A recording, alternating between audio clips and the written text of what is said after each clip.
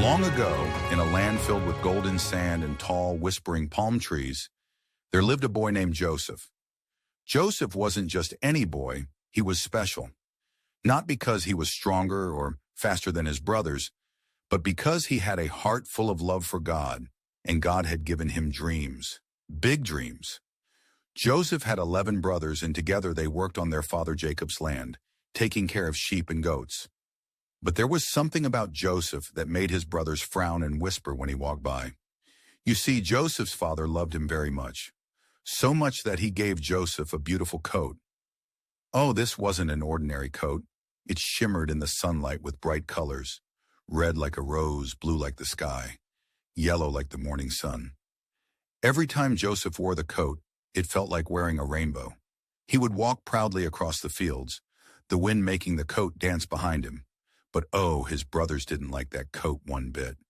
Why does he get a fancy coat while we wear plain ones, muttered Reuben, the oldest brother. He thinks he's better than us, said Simeon, crossing his arms.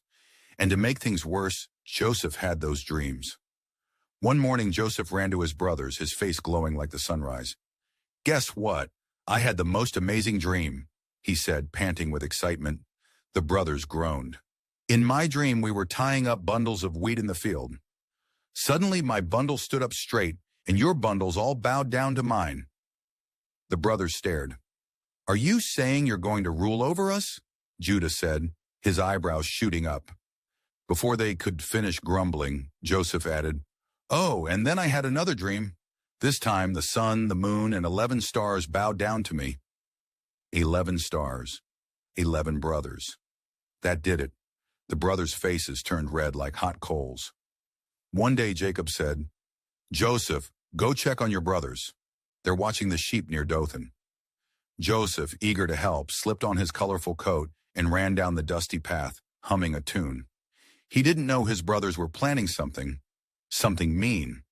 When the brothers saw Joseph coming from far away, the bright coat gave him away. Here comes the dreamer, hissed Simeon. I'm tired of his dreams, said Levi. I have an idea, said Judah, lowering his voice. Let's throw him into that old pit over there. The others nodded. Joseph finally reached them, smiling wide. Hello, brothers, he said cheerfully. But instead of smiling back, strong hands grabbed him. Hey, what are you doing? Joseph cried.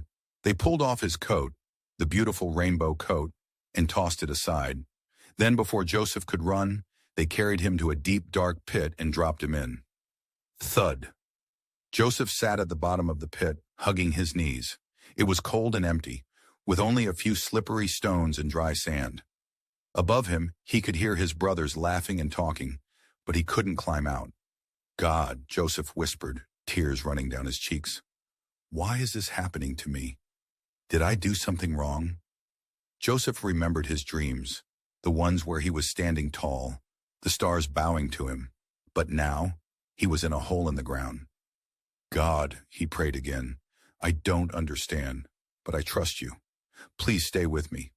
Up above, the brothers were eating lunch when they saw a group of travelers riding camels on the road.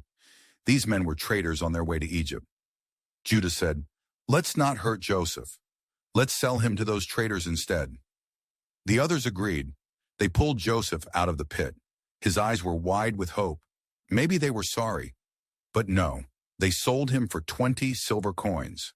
As the traders led Joseph away on a camel, he looked back at his brothers, wondering if he would ever see home again. As the desert stretched before him, Joseph whispered to himself, I don't know what will happen next, but I believe God is still with me. He remembered the dreams and held them close to his heart like a secret treasure. Even when everything looked wrong, Joseph believed God had a plan, a big, amazing plan. And guess what? God did. But that's a story for another day. Moral of the story, even when life feels dark and lonely, like Joseph in the pit, God is still with you. He sees you, He hears you, and He has a plan for your life, even bigger than your dreams. Trust Him, even when you don't understand.